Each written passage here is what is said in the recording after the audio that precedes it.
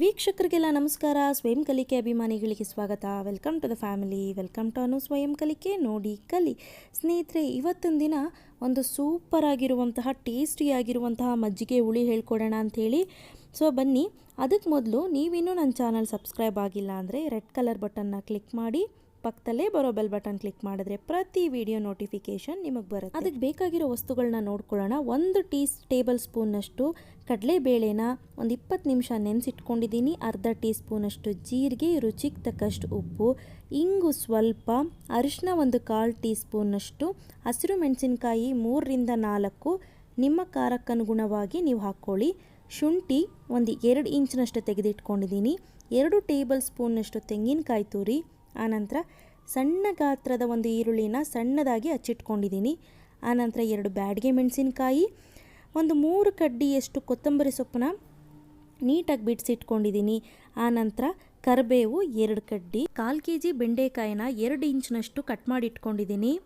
ಬೆಂಡೆಕಾಯಿನ ಚೆನ್ನಾಗಿ ತುಳಿದ್ಬಿಟ್ಟು ಆನಂತರ ಬಟ್ಟೆನಲ್ಲಿ ಒರೆಸಿ ನೀಟಾಗಿ ಇಷ್ಟಿಷ್ಟುದ್ದ ಕಟ್ ಮಾಡ್ಕೊಂಡಿದ್ದೀನಿ. ನೋಡ್ಕೊಳ್ಳಿ, ಹುಳ ಹುಪ್ಪಟೆಗಳಿರುತ್ತೆ ಬೆಂಡೆಕಾಯಿನಲ್ಲಿ, ಹಾಗಾಗಿ ಸ್ವಲ್ಪ ನಿಧಾನಕ್ಕೆ ನೋಡ್ಕೋಬೇಕು. ಆನಂತರ ಮೊಸರನ್ನ ಸಿಲಿಪ್ಕೊಂಡು ರೆಡಿ ಮಾಡಿ ಇಟ್ಕೊಳ್ತೀನಿ. ಮೊದಲನೇದಾಗಿ ಏನು ಮಾಡೋಣ ಅಂದರೆ ಈ ಬೆಂಡೆಕಾಯಿನ ಹುರಿದಿಟ್ಕೊಂಬಿಡೋಣ. ಒಂದು ಅರ್ಧ ಟೀ ಸ್ಪೂನಷ್ಟು ಎಣ್ಣೆ ಹಾಕಿಬಿಟ್ಟು ಬೆಂಡೆಕಾಯಿನ ಹುರ್ಕೊಳ್ಳೋಣ. ಸ್ನೇಹಿತರೆ, ಬೆಂಡೆಕಾಯಿ ಲೋಪ್ಲಿ ಅಂಶ ಬರಬಾರ್ದು ಅಂತ ಅಂದರೆ ನಿಂಬೆಹಣ್ಣನ್ನು ಹಾಕ್ಬಿಟ್ಟು, ಅಂದರೆ ನಿಂಬೆಹಣ್ಣಿನ ರಸ ಹಾಕ್ಬಿಟ್ಟು ಕೂಡ ಉರಿಯೋದ್ರಿಂದ ಬೆಂಡೆಕಾಯಲ್ಲಿ ಲೋಪ್ಲಿ ಅಂಶ ಬರೋದಿಲ್ಲ. ಅಂದರೆ ನಾರು ಅಥವಾ ಅಂಟು ಅಂತ ಏನು ಹೇಳ್ತೀವಿ, ಬರೋದಿಲ್ಲ. ನೋಡಿ, ಈ ರೀತಿ ಹೈ ಫ್ಲೇಮ್ ಇಟ್ಕೊಂಡು ಈ ಬೆಂಡೆಕಾಯಿ ತುಂಬ ಶ್ರಿಂಕ್ ಆಗಬೇಕು, ಆ ರೀತಿ ಚೆನ್ನಾಗಿ ಹುರ್ಕೊಳ್ಳೋಣ. ಇದನ್ನು ಇನ್ ಕೇಸ್ ನೀವೇನಾದರೂ ಬೆಂಡೆಕಾಯಿನ ಚೆನ್ನಾಗಿ ಹುರ್ಕೊಳ್ಳಿಲ್ಲ ಅಂದರೆ ಲೋಪ್ಲಿ ಅಂಶ ಇರುತ್ತೆ, ಸಾಂಬಾರು ಒಂಚೂರು ಚೆನ್ನಾಗಾಗೋದಿಲ್ಲ. ಸೊ ಈಗ ಸೈಡ್ಗೆ ಎತ್ತಿಟ್ಕೊಳ್ತಿದ್ದೀನಿ. ಒಂದು ಮಿಕ್ಸಿ ಜಾರ್ ತೆಗೆದುಕೊಂಡು ಅದಕ್ಕೆ ಈ ತೆಂಗಿನಕಾಯಿ ತುರಿ, ಆನಂತರ 2 ಇಂಚಿನಷ್ಟು ಶುಂಠಿ, ಒಂದು 4ರಿಂದ 6 ಹಸಿರು ಮೆಣಸಿನಕಾಯಿ ನಿಮ್ಮ ಖಾರಕ್ಕೆ ಅನುಗುಣವಾಗಿ ಹಾಕ್ಕೊಳ್ಳಿ, ಅರ್ಧ ಟೀ ಸ್ಪೂನಷ್ಟು ಜೀರಿಗೆ, ಈ ಕಡಲೆಬೇಳೆನ ನೆನೆಸಿಟ್ಟಿದ್ನಲ್ಲ ಒಂದು 20 ನಿಮಿಷ, ಅದನ್ನು ಹಾಕ್ಕೊಳ್ತಾ ಇದ್ದೀನಿ. ಈಗ ಆ ನೀರು ಸೇರಿಸಿ ಹಾಕ್ಕೊಂಡಿರೋದ್ರಿಂದ ನೀರಿನ ಅವಶ್ಯಕತೆ ಇಲ್ಲ. ಇನ್ ಕೇಸ್ ಬೇಕು ಅಂದರೆ ನೀಟಾಗಿ ನುಣ್ಣಗೆ ರುಬ್ಕೊಂಬರ್ಬೇಕು. ನೋಡಿ, ಈ ರೀತಿ ಇರಬೇಕು, ಒಂಚೂರು ತರಿ ಅಂಶ ಇರಬಾರ್ದು. ಸೊ ಈಗ ನೆಕ್ಸ್ಟ್ ಪ್ರೊಸೀಜರ್ಗೆ ಹೋಗೋಣ. ಸೈಡ್ಗೆ ಎತ್ತಿಟ್ಕೊಳ್ಳಿ ಅದನ್ನು. ಈಗ ಒಂದು ಪಾತ್ರೆ ಇಟ್ಕೊಂಡು ಆ ಪಾತ್ರೆಗೆ 1 ಟೀ ಸ್ಪೂನಷ್ಟು ಎಣ್ಣೆ ಹಾಕ್ಕೊಳ್ತಾ ಇದ್ದೀನಿ.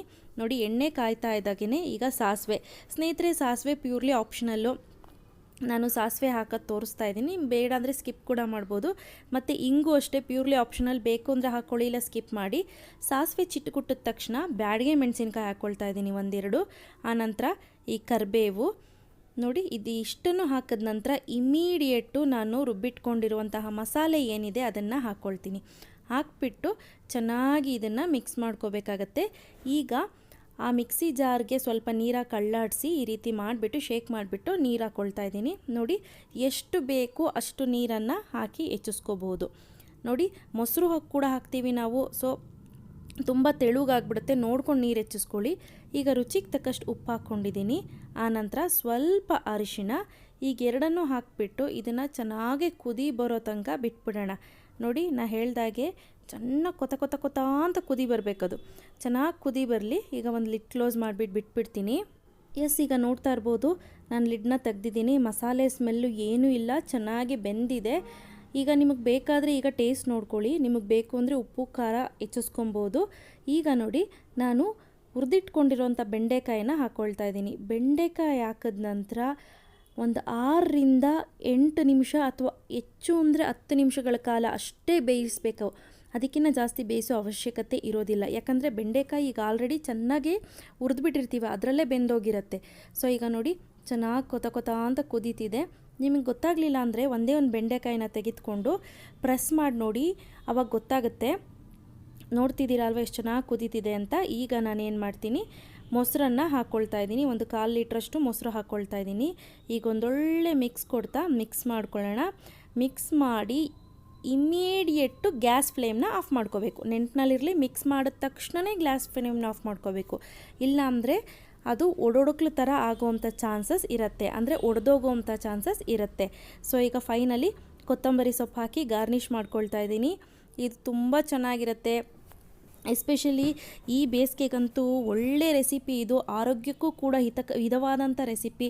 ನೋಡಿ, ಈ ಬೆಂಡೆಕಾಯಿ ಹಾಕಿರೋದ್ರಿಂದ ಹಾರ್ಟ್ಗೆ ಒಳ್ಳೆಯದು, ನೆನಪಿನ ಶಕ್ತಿಗೆ ಒಳ್ಳೆಯದು, ಮಕ್ಕಳಿಗಂತೂ ತುಂಬ ಒಳ್ಳೆಯದು.